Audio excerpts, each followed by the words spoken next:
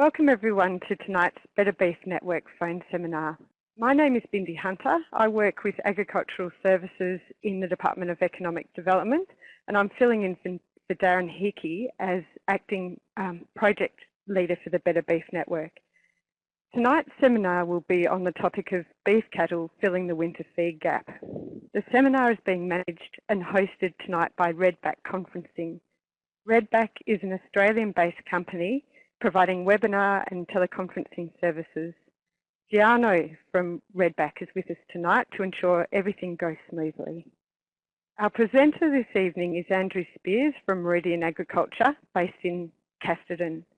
Andrew has an extensive agronomic background that includes specialist skills in soil and research trials involving fertiliser and plant species, and he has a very practical approach to pasture and livestock management. During autumn and into winter, rates of pasture growth and leaf emergence can drop to such low levels that paddock feed can be exhausted, resulting in overgrazed pastures and the need for supplementary feeding.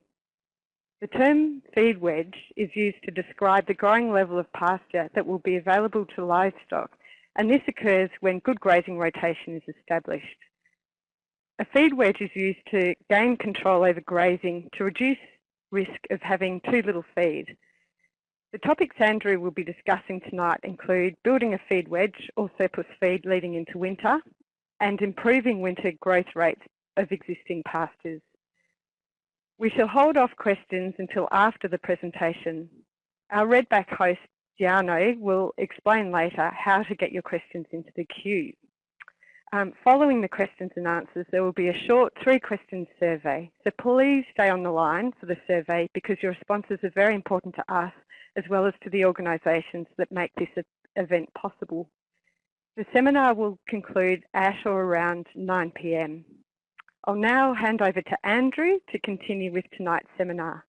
Over to you, Andrew. Thanks very much, Bindi, and good evening, everybody. A couple of things. The first thing, as we go from slide to slide, I'll try and remember to say moving to the next slide because there are some people just with the slide with a hard copy of the talk and on the phone line. So I'll try and remember to do that. Okay, so with the topic for tonight, we're trying to cover how we can build a winter feed gap, or fill a winter feed gap if we've got one. Certainly parts of Western Victoria have been very lucky and have had a great start to the autumn. Other parts of the state are a little different. So we'll move to the second slide. So what I'm trying to show here is that one of the first limiting factors, we need a perennial grass base to be able to get the best out of building a winter feed wedge. And on the left-hand side of that, you can see that there's very, very few perennial grass plants. On the right-hand side of that shovel, we've actually got some perennial plants to work with. So, to start with, we've got to have a plant base to actually work with. So, really, it's about what is that most limiting thing and how can we improve it. Now, to start with, we need to have a perennial grass base to be able to do sort of a non-negotiable to try and get going, or we need to sow on it. So, the key drivers. So onto slide 3, the key drivers for pasture growth, and we'll go through these in detail, but as a summary to start with is leaf area, and getting enough leaf area available to capture sunlight is really important to drive that. Soil temperature and moisture, so adequate good soil temperatures and moisture will also help us get better growth. Adequate nutrition, and for tonight's talk, we're assuming that we have adequate phosphorus, we have adequate sulphur and trace elements. We'll discuss nitrogen's role in filling a pasture feed gap, gibberellic acid or GA or Gala as its other names, what we can use it for to help fill a winter feed gap, and also just touch on species and varieties within species. There's now some clear differences, especially within phalaris and the ryegrasses, as to varieties that are more constructive, more useful for us through that winter feed gap period, than others. So we'll touch on some of that. Next slide. So this slide's showing that basically where we need to get to 100% pasture growth. So what we're talking about is capturing enough sunlight to get to maximise pasture growth. So if we only have 500 kilos of green feed on offer, we're only at about 40% of our potential growth rate. So if we've got paddocks nailed to the floorboards at 500 kilos, they're going to pretty much stay there for a large part of the winter, and we'll never get enough green feed in front of our stock to build a wedge. Oh, just going to the next slide.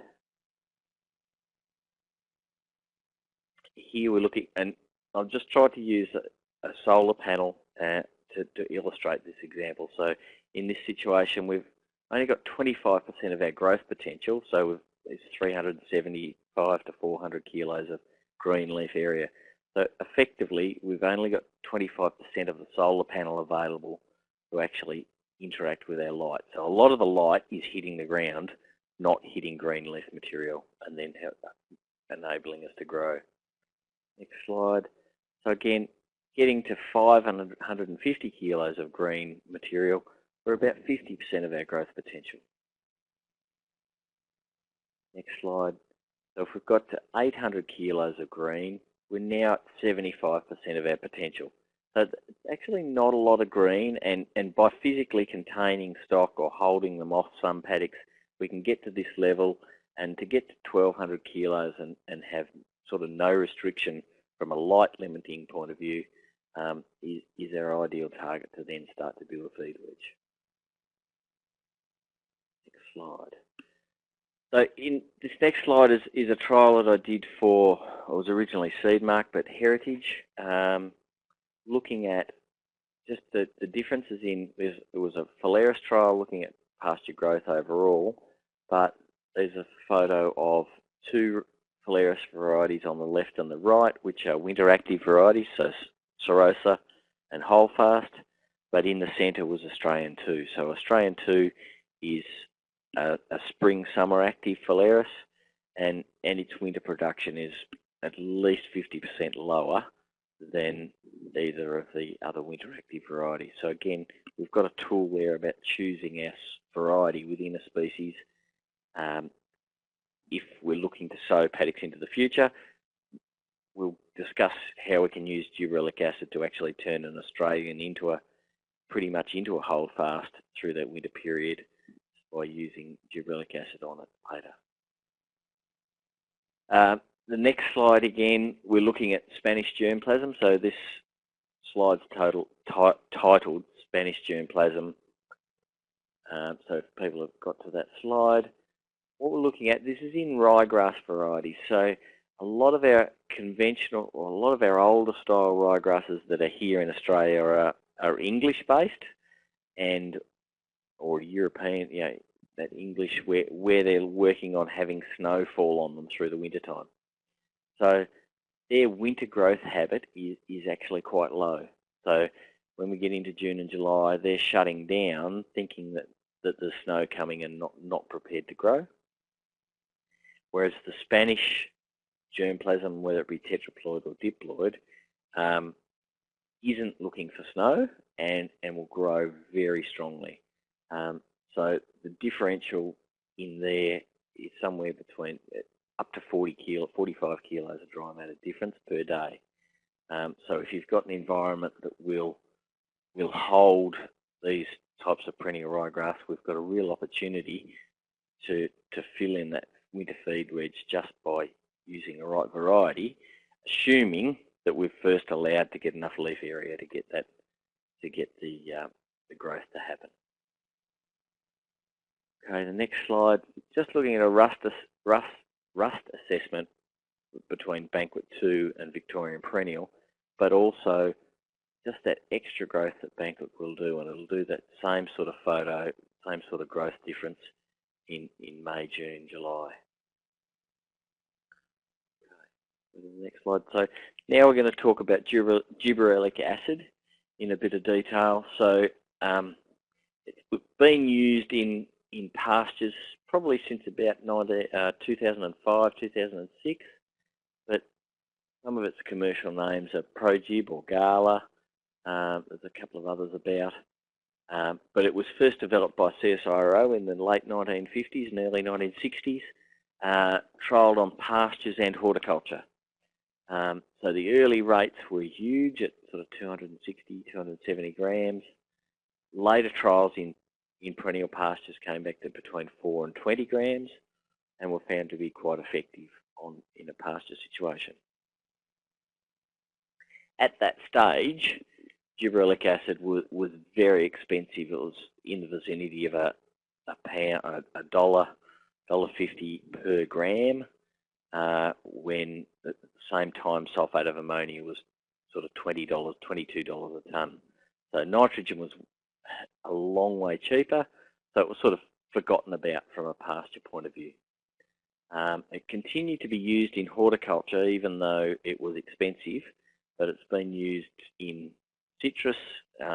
All of your navel oranges would have a big seam on the outside of them if they weren't sprayed with gibberellic acid. So, and it's used in cherries and all of our table grapes. But it disappeared off the pasture radar for a long time.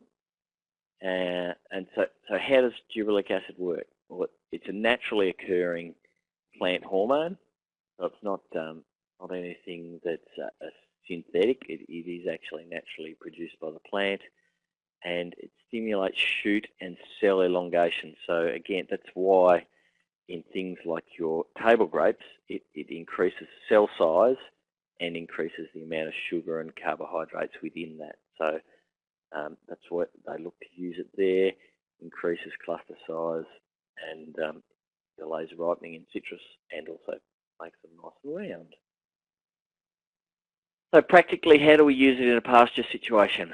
We need, so next slide, sorry, we need to have adequate moisture and not have pastures waterlogged.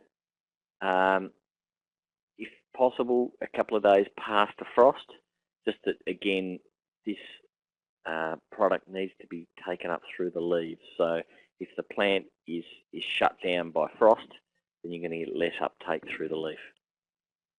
You need about 1,000 kilos of cover of green leaf material, and again, the same as nitrogen, we need to ensure that there's nothing else limiting plant growth. Addition of a wetter helps make sure we get the gibberellic acid into the plant. It needs about 2 to 3 hours of drying post-spraying or post-application. And the really important thing in all of this is that the gibberellic acid is taken up through the leaf. So if you have a shower event and it washes off, then going in through the leaf, going to the soil, and that's the end of it. So you really need to, the spraying windows are hard enough in winter anyway, or late autumn, but just be aware that you need to get that product onto the plant and dried. So if you've got a contractor coming, be really clear with them and explain that we really need it to go into the plant. It can't be root uptake. We're looking for about 100 litres of water to the hectare. You probably get away with 80 if you've got good coverage and medium to coarse droplets. Next slide. From a practical use point of view, we're trying to make sure that to get a best result, if you can have the stock out for 21 days. So that gives the plant full ability to really express how the gibberellic acid will work. 14 days will be enough in a lot of cases to get you probably 70% of the result. The best responses are when the air temperatures are below 15 degrees. So we're looking somewhere in that 5 to 15 as an air temperature. That seems to drive a reduction in gibberellic acid production by the plant. So therefore we've got that window to actually get a response. Rates of gibberellic acid, which is important for phalaris pastures, or phalaris and cocksfoot pastures, we're looking somewhere in the vicinity of 10 grams of a 400 gram per kilo product. And for ryegrasses, we're at 20 grams. of the same sort of product. Next slide. So what I've worked through some costings for this, and we'll get to the end of at the end of this. I'll be able to show you exactly what cost we're working on. But for gibberellic acid onto phalaris pastures, the cost of the product is about $8 per hectare, and I've assumed $15 for the contractor. So at 80% utilisation of that pasture, that's costing 7.1 cents, or $70 a tonne of dry matter. So it's a very cheap and effective way to get feed.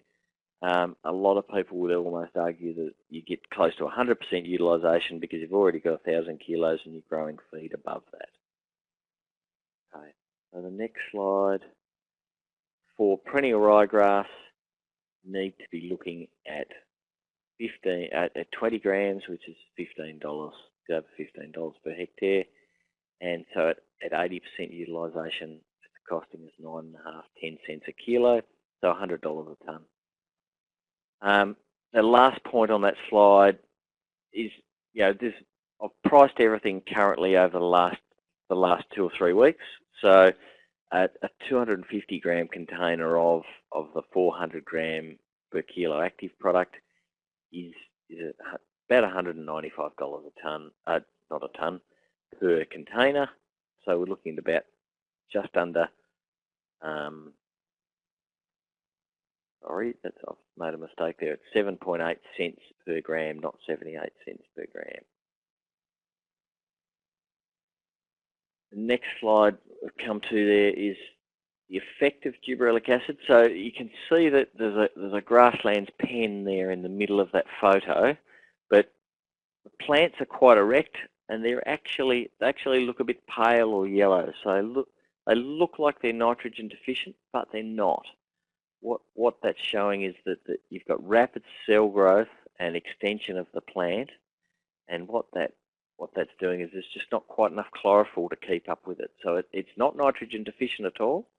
It's just growing rapidly, and you see the same thing in cereal crops. For example, if you've planted them a little bit deep and they're punching their way out, you'll have yellow stripes across them, which is the same sort of thing. It's just rapid growth and not enough chlorophyll in the system.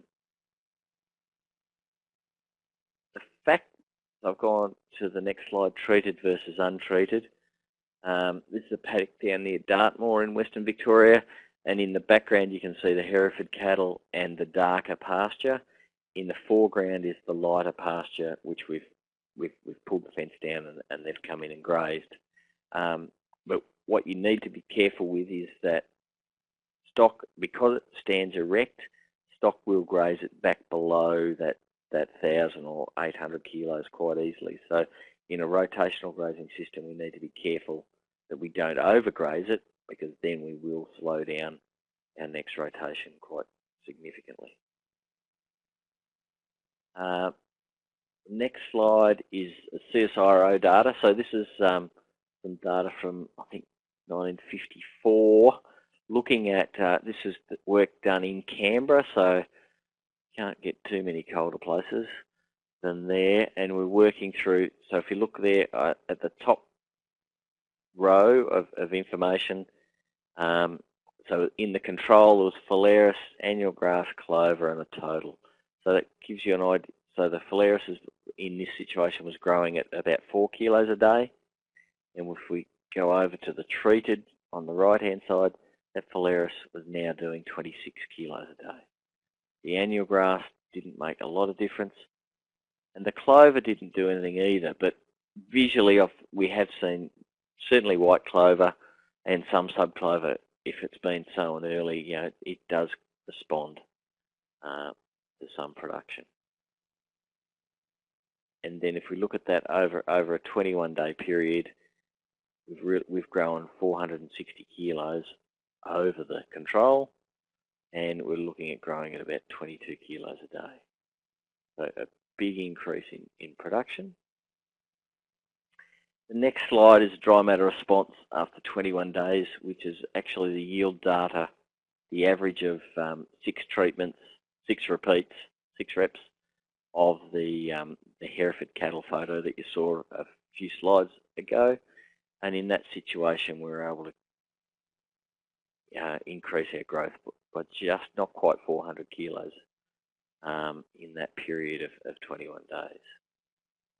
And the next slide along is we bulked those 6 replicates of each together and just did 2 feed tests.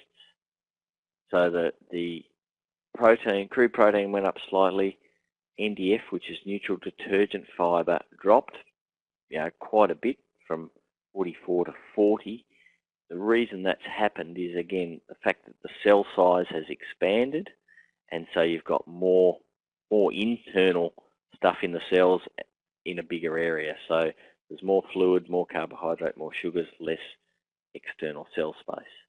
So the fibre content's gone down.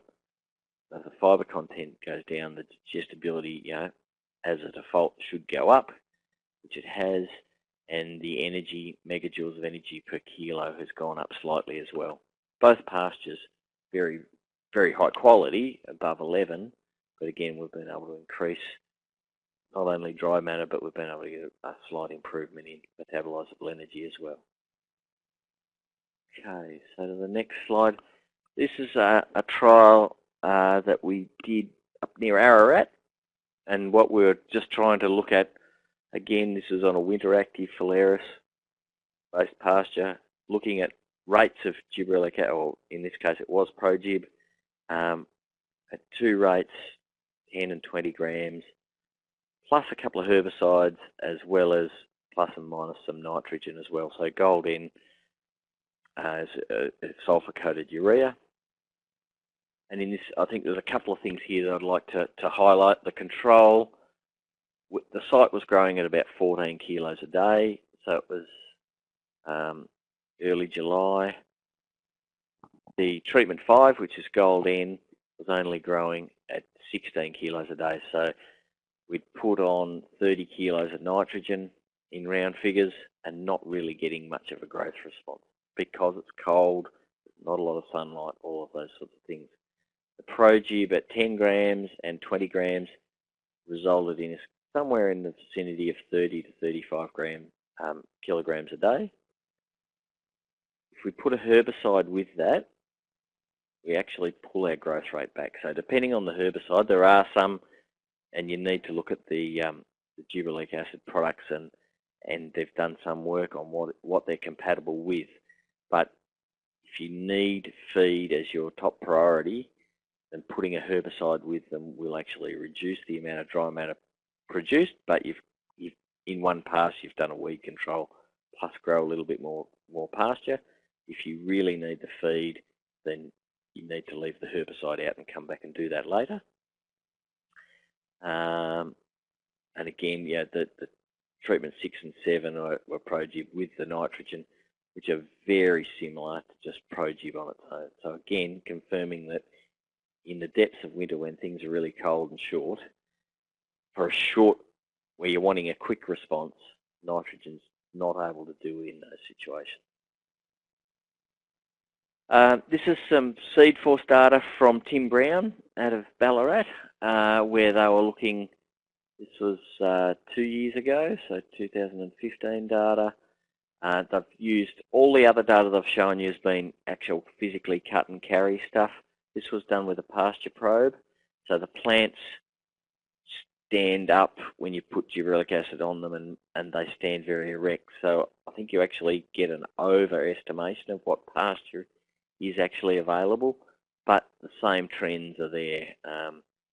The 10 and 20 grams of ProGib have worked effectively, whereas the 100 kilos of urea is not a lot higher than the control. And the next slide along, cost of nitrogen, 10-to-1 response is the title. Looking at that from a point of view of if you can get a 10-to-1 response, so that 10-to-1 response, what I mean by that is for every 1 kilo of nitrogen, we grow 10 kilos of dry matter.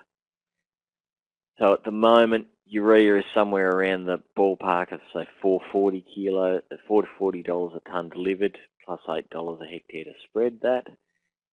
If we were going to get a 10-to-1 response, at 80% utilisation, which we've been talking about with the ProGib product. We're looking at about $140 to $150 a tonne for dry matter. So, relatively cost effective. At 5 to 1 response, so the next slide, we're up in the vicinity of sort of 29 to 30 cents a kilo of dry matter produced. So quite a bit more expensive feed. And just the next slide on, this is some work done quite some time ago by Frank McKenzie while he was with the Department of Ag, and he was working on nitrogen responses through the depths of June, July, August and September. And he's got two ratings of either he's got two ratings at the bottom, but he's got three ratings in the table at the top. But we're looking at low quality, what he classed as low responsive pastures and high responsive pastures. But even with a high responsive pasture, which is good perennial ryegrass base and Olsen P, greater than 25 and plenty of potassium in the system, our responses through the middle of winter in those really good pastures are still only 8 to 1, and something that's probably average, which in some cases probably more like a lot of our beef pastures, a 5 to 1 nitrogen response. The next slide is from Richard Eckhart, again from Gippsland, was done at a similar time, and again we're looking somewhere between, depending on pasture, the quality of those pastures we're between a 5 and a 10 to 1 response, depending on which part of Gippsland you're in at that stage. And so if we take that to the next slide, the dry matter cost comparison based on 100% utilisation, at 10 to 1 response, the dry matter will cost us round figures $120 a tonne. At 5 to 1, it'll cost us $230. With Phalaris, using gibberellic acid and Phalaris, it'll cost us $57. And for perennial ryegrass, because we need to increase the rate, about $75, $76 per tonne. So I think in that situation, you can see there's a really clear response. If we've got a good perennial base, we're able to use gibberellic acid, we'll get a quicker response, we'll get a more economic response, but equally the time taken to get a response, where I've gone backwards, is much slower with the nitrogen, and in a lot of cases to get that 10 to 1 response, you're waiting 35 to anything up to 60 days to get that actual dry matter response. So if you've got a feed gap today, nitrogen, if you're cold, nitrogen really struggles to do that. Okay, so for the best results for nitrogen, we're on to the next slide. Again, the same principles as gibberellic acid from the point of view of we need adequate fertility, we need soil moisture, we've got to have enough leaf area, so we've got to be starting at that 1,000 to 1,200 kilos so that light interception is maximised. But we need soil temperatures above 12 degrees for things to really go well. We need a good perennial grass base. So the note that I've got at the bottom is that really gibberellic acid works in a period of the year, and it is only a relatively short period of the window of the year where nitrogen doesn't work as well. So nitrogen has a great response coming into autumn and right through spring, but in the depths of winter it's a bit difficult. It's not as responsive. And I'll just here looking at the next slide, which is the perennial ryegrass, which is actually matrix versus whole fast GT. They're photos that I took on the 28th of April. One paddock either side of a lane, but just the ability of a winter active and a strong autumn pasture to get away. You would see the same thing if that was a banquet or a base paddock on the left-hand side as well. It's just your choice of species and variety over time is important. You can't change that today, but I think it's important just to raise it as a management thing going forward. The next slide here is again showing a paddock that had been fairly badly pugged and lost quite a bit of the phalaris out of it because it had been smashed, and then it was oversown with some annual ryegrass this year just to top it up. But again, the phalaris plants that had survived, there's a huge difference in the growth response, and it's not a surprise to anybody, I'm sure, looking at it, but it's just confirmation that a perennial, if we can have perennials and a good strength of them in the system, we're off to such an easier start, regardless of when it rains. The next photo is just taking out a little bit further into that paddock. So, and then the next slide is, again, this is some stuff that there's nothing we can do at this stage, but this is, I think, just some data for people to think about for into the future, for next year or whenever we may end up with a little bit of a challenging autumn. It's about trying to, if we're looking at sowing annuals in particular, at what time and what rate do we need to look at them to try and grow as much feed as we can. So this is some work that Wrightsons have done over a group of years. Basically, rate of seed sown has a dramatic effect. So if we're looking at the bottom of that, you're looking at 10, 20, 30, 40 and 50 kilos of annual ryegrass, and then whether they're being sown in early, late April, early May, late May. So again, naturally enough, the later they're sown, the less we've got, and the earlier they're sown and the more seed we've got in the ground, the better. But another 10 kilos of annual ryegrass, and sometimes we can get annual ryegrass seed at $2 or $3 a kilogram. So we are, you can get quite a bit of extra growth for that extra 10 kilos of seed. The next slide, it's just a lot, nowhere near as busy as the last slide, but it's 4 trials over a group of years showing our winter production possibilities, and these were either sown somewhere between mid-April and mid-May, and your response going from sort of 2.5 tonne up to nearly 5 tonne of dry matter, depending on rate of seed put in the ground.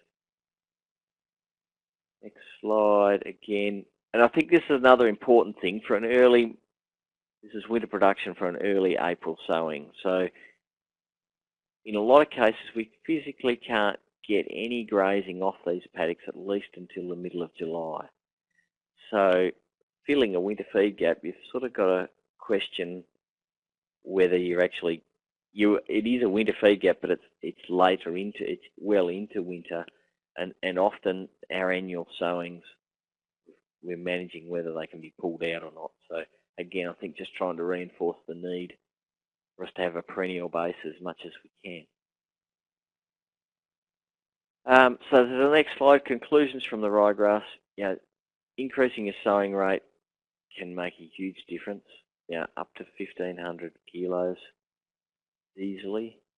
And sowing time is important. So every 2 weeks that we can't get it in the ground, we're losing well over 1,000 kilos of dry matter.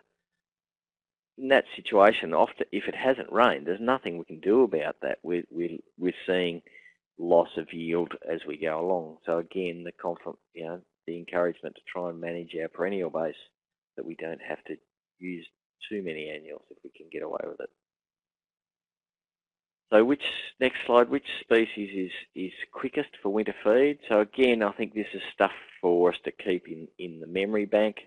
At Reg and James Sewell and a group of others, they ran some trials all the way from Ballarat to Gundagai. So there's 20 trials over 7 years, and most of them had at least 2 sowing times. So there's some really interesting data amongst it. So going to the next slide, if you can get things sown nice and early, so early April, often the leafy turnips or rapes do very, very well. If we go to the next slide, So here we're looking a fraction later in April. Our annual ryegrasses have certainly, doesn't take much for the window to tip, and you've got the annual ryegrasses and oats and things doing very well at the front end of that. Your leafy turnips and rapes actually are now at the back end of that data. So again, and probably the other thing here we're looking at is the third slide in that set, Ballarat 2007, and the June sowing. Things like southern rye corn and oats and ryegrass are some of the most, have given the biggest yields. But again, if you look up to the top right-hand side, those harvests are October and November. So again, when we're in the middle of winter, or sorry, in the middle of June, we're not going to be able to fill a feed gap in there, really. We're looking for, that's fodder conservation to a large extent. We're going to have to find feed another way or reduce stock. The next slide just is one that James, Sewell and I have played with a little bit, and just saying, looking at what, from a flow and a decision point of view, what you might sow when and why. So it takes you through from an early break to a late break, or late-ish break, mid-May, and it's just some of our thoughts as to which is the most suitable, when and why. I'll leave that as, I think everybody will have a copy of that just to store as a thought. And again, the next slide, what's the quickest feed for winter? In summary, if we can get in early, the brassicas go very well. After that, you've got your Italian and annual ryegrasses. Oats and rye corn. Oats are, don't get out of the ground as quick as rye corn, but they do last longer. So your forage rye corns are exceptionally quick, but they go to head very early, so you only get 2 or 3 grazings and they're over. The next slide. So again, I just think, just reinforcing, this is a phalaris plant that got missed in a spray out job with some annual ryegrass amongst it, annual ryegrass sown into it, but just the ability, that plant had been burnt off completely, and the annual ryegrass was sown through it. So you can see it really has produced a lot of feed. So I think if we can keep a perennial in the system, we're much better off. Okay, to our conclusions about gibberellic acid versus nitrogen. From late May on, really, the nitrogen's less effective than gibberellic acid. Established perennial grasses will give us the quickest feed. Annual anything sown from late May on is going to be slow to us, and we need to look at other options of how we might feed stock. I think I've tried to show you with the solar panel effect, and that it really is really important to get that 1,000 to 1,200 kilos of feed in front of us, and then we can start to grow some feed from there. And when you're in situations where you are tight for feed, just thinking about what feed you need when, and where you're, what animals you're wanting to finish or grow, and when your cows are actually calving, all those sorts of needs, and then work backwards from there. It's probably the best thing you can do. And onto the sort of the references and getting to the end of the talk, just like to acknowledge all the people on that last slide. So Reg Hill, now retired, but Wrightson's in the Department of Ag, James Sewell and his team at Wrightson's in Ballarat, Richard Eckhart from Melbourne Uni, the Caston Best Wool Best Lamb Group. A number of the trials have been done on their properties. Tim Pepper from Seed Force and from Heritage, and Tim Brown from Seed Force. So a lot of the data, the data's been a collaborative collection from everybody. So I think I'll leave it there. If you've got any questions, Mindy, please. Yeah, thanks, Andrew. That was great. So I will open it up to questions. I've already got a couple on my screen here, but I'll hand over to our operator, Giano, now, who will explain the process for questions, for placing your questions in the queue to everyone. Giano, can you start with the queuing questions, please?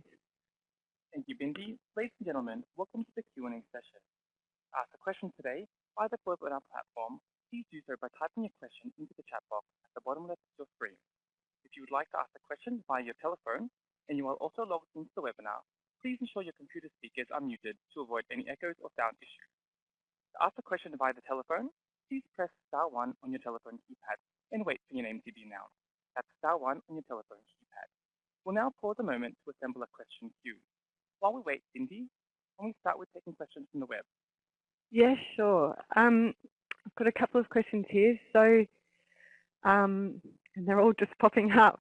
We've got a question here about GA and how well it works on clover. So it doesn't work. It works, obviously well on Phalaris.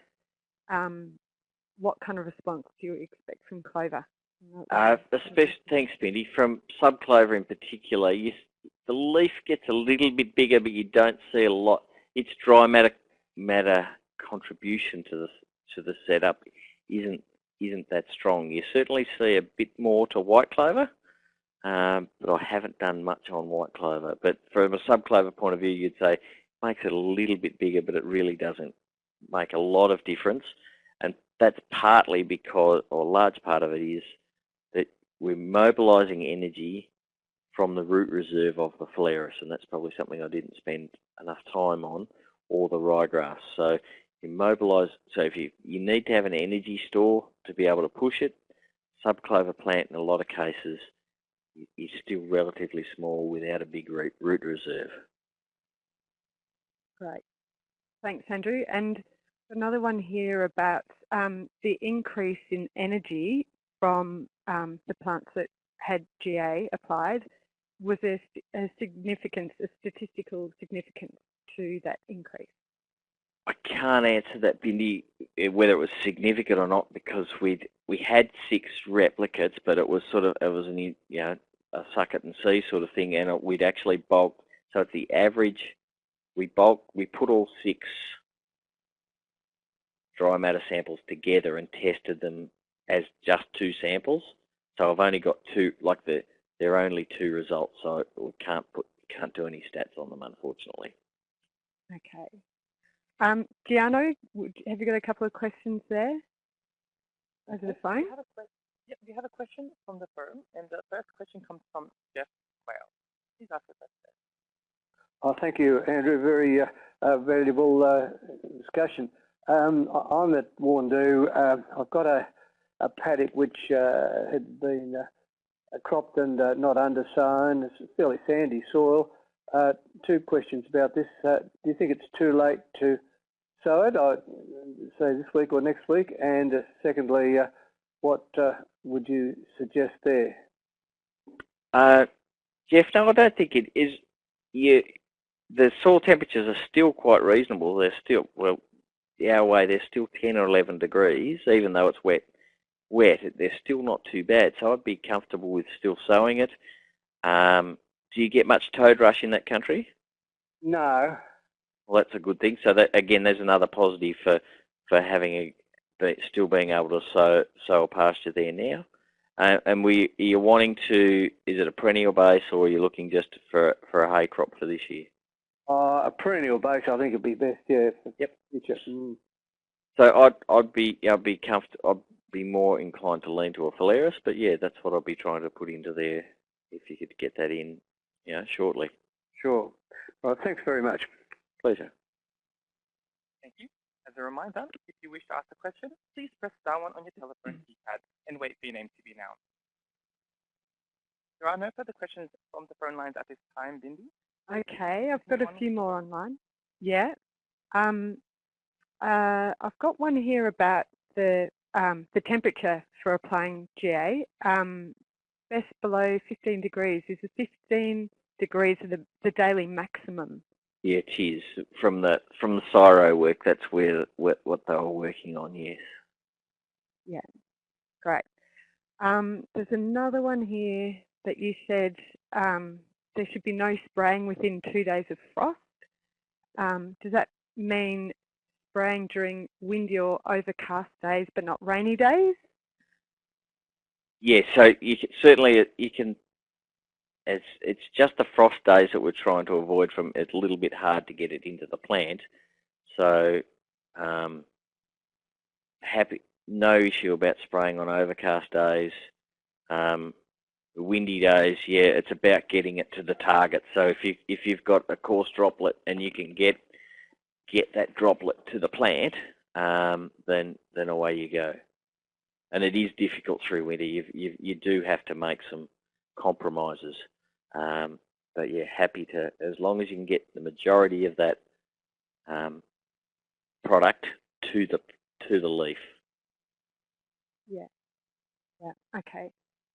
We've got a number of people here asking about being able to get a copy of the presentation, which we can organise as well. And there'll be contact details at the end of the question time. And a recording as well will be available too. So now I've got another question about how GA performs on forage cereals. Yeah, Bindi, it's a good question. There's a couple of, I ran 2 trials on forage oats, and although we got a slight change in colour, we got no improvement in dry matter production. There's been a number of other, in a lot of cases they've actually been demonstrations when we dig into them, but they've been measured with a pasture probe, so it's measuring height only, and they've indicated that there is a difference, a positive difference. But we ran the same trial 2 years in a row and weren't able to get an improvement in dry matter growth. That said, that's in oats. I have visually seen barley, which I haven't actually trialled, early sown barley respond to gibberellic acid, but they were in test strips, which were probably pretty high rates. They weren't. I'd sort of thrown some in a boom spray and ran out. But that's probably the one that you might be able to get a response out of is grazing barley, but it would need to be sown fairly early. I've got a question here about following ProGib with urea and at what rate? In a lot of cases, as the springs, as you're coming out of winter, you tend to follow those paddocks up with 35 kilos of N, so 75, 80 kilos of urea to the hectare. And is that common to follow it? In the dairies, if again, it's about if you need the feed. So yeah, often they do follow that up in if we've got some finishing steers or growing heifers along, that sort of thing. If we need that feed before the spring really hits, that you've got that opportunity to pull the shoulder in a bit earlier. Giano, have you got any phone questions there? Just a reminder, to ask a question, please press star 1 on your telephone keypad. So we do have actually a question from Stephanie Dyer. Please ask the question. Hello, I'm just new to this. Where do you get ProGib from? Is it pretty readily available? Yeah, it should be. A lot of agricultural resellers should have it. If they haven't got it, ask them to have a look at it. Sumitomo is the company that sells ProGib, but there's a group of other generics as well. So, yeah, it is about. Okay, thank you. No worries. Thank you. There are no further questions from the phone line. Back to you, Bindi. Okay, I've got a question here about moisture content and pugging and the effect that it can have on winter growth rates. Oh, very much so. So if you've got pastures that are wet and they're physically pugging, then you will well and truly affect your winter growth rates if you've got to go on and graze those paddocks. So some on-off grazing, so putting cattle into those paddocks for 2 or 3 hours where they get the bulk of their fill off the paddock and then taking them off onto firmer ground to be for the rest of the day. or staying off them as long as you can until they dry out a little bit. But often we haven't got that luxury, so sometimes that on-off grazing helps. So cows will you put cattle into a paddock, and in their first 2 or 3 hours, they don't do a lot of actual walking fence lines. They go in and actually graze. So if they go in, graze, and then bring them out is probably the best way to get as much extracted as you can off a paddock without causing too much damage. Now, have you found any difference in response between diploids and tetraploid rye to GA? Good question. So 150 is a tetraploid is a diploid in many cases and seems to respond fairly well. Don't think there's too much of a drama either way, whether it's a tetraploid or a diploid. No. I've got someone here says they've sown Outback oats, Moby barley, Morava, vetch, over Italian rye and sub clover. That's the question. What the question would relate to sown in mid-April? Okay, so the question is, would you get a response to gibberellic acid possibly putting over that? I think that's what Leon's asking. The Moby barley may well respond. In the annual or Italian ryegrasses sort of thing, we haven't got a lot of root reserve, and the concern there is that you end up with more top growth and not a lot of root growth, so they're not well anchored. I'll probably be a bit cautious about doing much with that. Now, someone here has sown an annual rye of Hogan and Hulk in mid-April, and it's just coming up. How would it respond to GA if applied in the next few weeks? Probably it'll be a limited response, and again, the annuals, although people do spray annuals with gibberellic acid, the response isn't as good, and I think we have an effect in their spring production sometimes. If the annuals are sown in February, like for example up in the Goulburn Valley on the irrigation or the flood irrigation there, they often put their annuals in early, and there's been some good responses to gibberellic acid applied now, but that plant is so much bigger. It's actually got a crown on it, and it's established, and it's got a bit of a carbohydrate reserve. Thin plants at this time of the year, I'd be your response isn't going to be that good, no. Okay, now is there a difference for response from different ryegrass varieties? So, the older varieties compared to newer varieties? I haven't lined a lot of them up, but I have Victorian will respond. And again, so does Australian Phalaris. So that was one thing that I missed in, that I was going to cover but didn't get back to, is because it's spring, summer active, but you can actually encourage it quite strongly to give you winter growth by using gibberellic acid on it. So I think if the ryegrass varieties are healthy and going, you'll get a pretty good response out of most of them. Okay. Diano, have you got any more phone questions? No further phone questions. Okay, I've got another one here. Has there been work done on benefits of nitrogen early while the soil temperatures fall, followed by GA when most responsive? Well, I think that if you look at the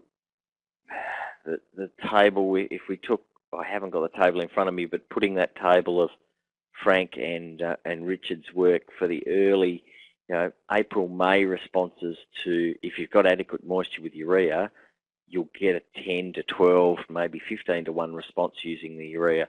So absolutely perfect scenario. If you're able to do that and then come into winter with ProGib, yeah, absolutely Rolls Royce. That'll work well. Yeah, good. Now, ProGib states that you may affect spring growth if you spray early in spring. Is that correct? So, gibberellic acid, that's interesting. I haven't read that label for a while. The ProGib is shifting, with gibberellic acid, you're shifting some spring growth back into winter. So you will take a slight amount of dry matter off your spring growth. I think that's what they're trying to say. But if you spray in early spring, I'll have to get back to you on that one, Pat. The winter production, by putting gibberellic acid on, your total amount of carbohydrate reserve, you're using more feed in the winter, and you've taken, instead of a really strong peak in the spring, you lose maybe 200 or 300 kilos off the top of that. But what Pat's saying is different to that, so I'll have to have a look at the label and get back to you on that, because I'm just not sure. Can't answer that one properly. Okay, fair enough. We'll get back to Pat. Does GA help with bricks? Sugar content, yes, it will. So your sugar, you're getting more carbohydrate and more sugars in the plant, so they'll be up slightly, yes.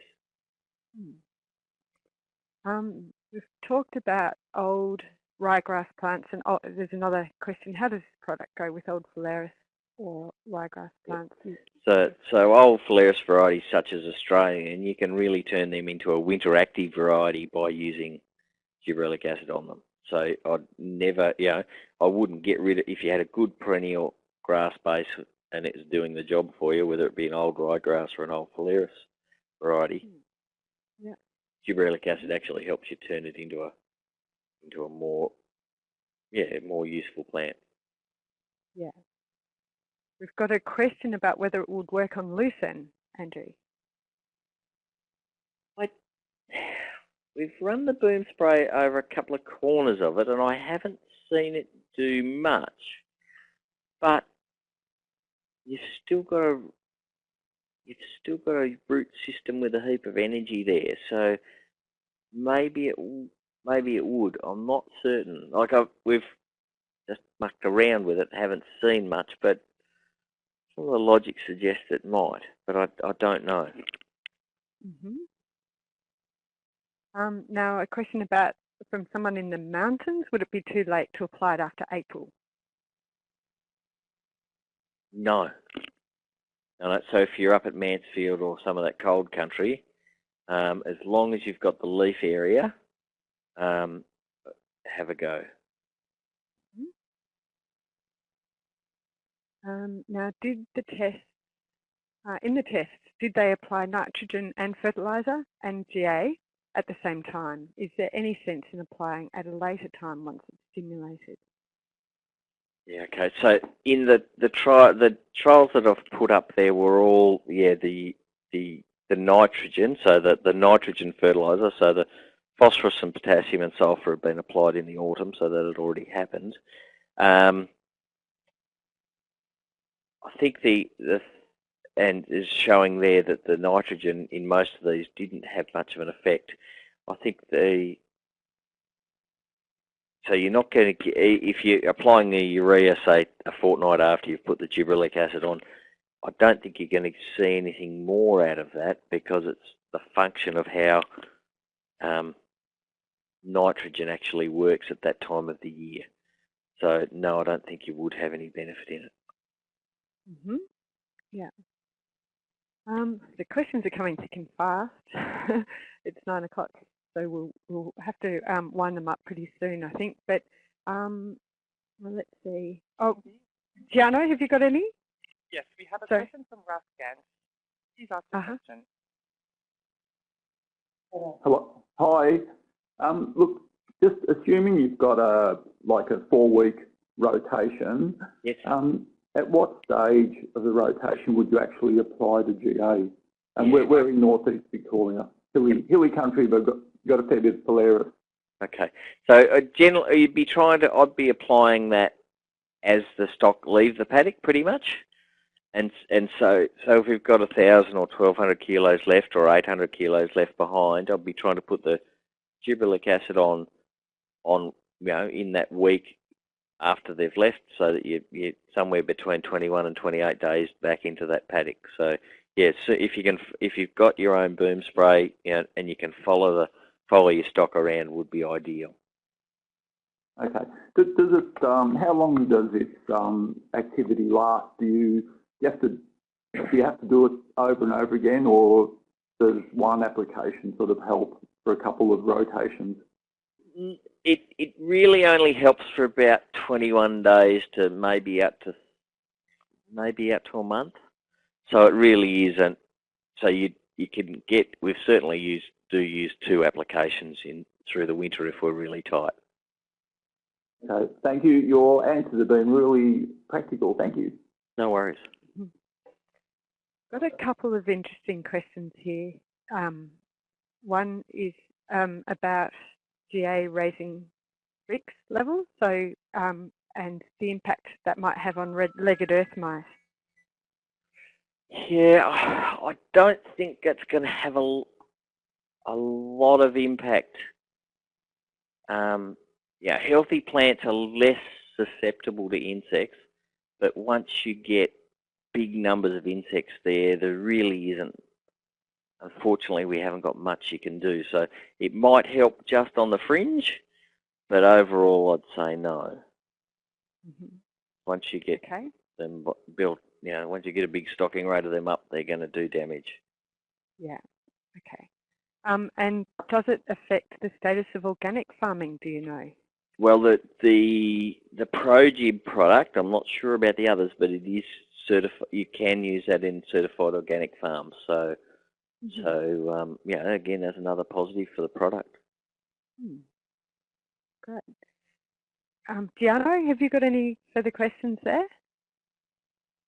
No further questions from the phone. Okay, and I think that's about all I've got here too. So look, before I close tonight's seminar, can I just ask you that you all please stay on the line for just a couple more minutes while we complete the short 3-question survey that Giano will conduct for us. So over to you, Giano, to walk us through the evaluation, and then we'll close the seminar. Thanks, Cindy. We'll now start the polling session. You have joined us via the webinar option. A survey has now appeared on your screen. If you are listening via the telephone, please listen carefully to each question and choose the option that best relates to you. Please ensure that your telephone is not muted while answering these questions. We may not receive your responses. Our first question is, how satisfied are you with this event? Please press *1 for very good, *2 for good, *3 for average, *4 for poor, and *5 for very poor.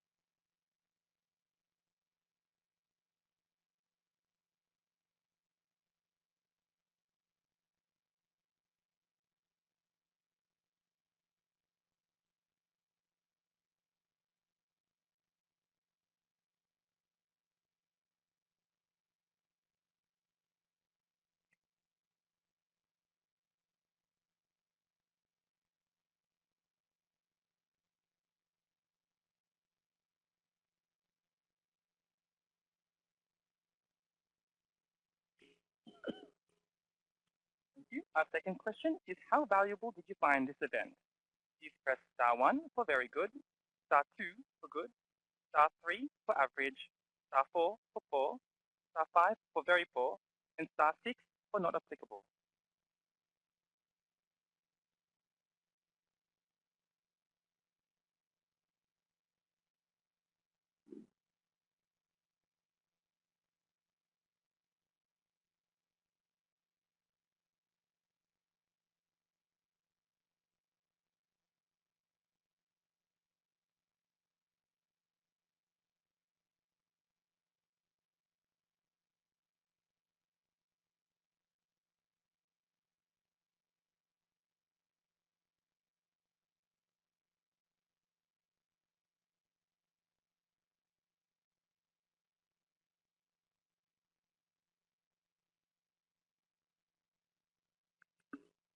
Bindi, Yes.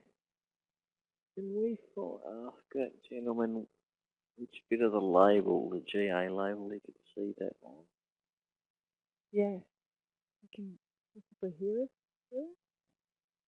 Thank you. Our last question is, would you recommend this event to others? *1 for yes, *2 for no.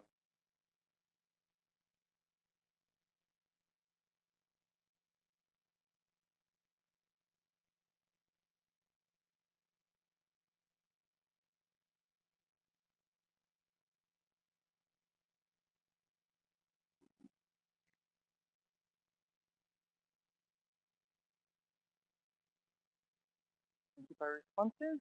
That concludes the polling session. Back to you, Bindi. Right, thanks very much, Diano. I do have one more question here before we close. Do you know, Andrew, if insecticides can be sprayed with GA? No, I'm not sure. It'd be best just to check. Progib have done some compatibilities, but I know, I'm not sure. It'd be best to have a look on the label and just make sure of that yourselves. Certainly know you can get, MCPA and those sorts of things are okay, but I'm not sure about the insecticide side of it. Yeah. Okay. Now, I believe we have the details of people who have signed on to Eventbrite. So, Giano, do we have a final slide there with our contact details as well? Great. I'm getting a lot of questions through about getting further copies of slides and some audio as well. So we'll make sure that that's available to everyone. So look, thanks very much everyone for your participation today in the seminar. I'd like to thank Andrew very much for his presentation this evening. We've had lots of questions and lots of really good feedback. So if anyone has missed out on asking a question, please email us using those contact details that you should be able to see on your screen. So thanks again very much for being part of the event, and good night.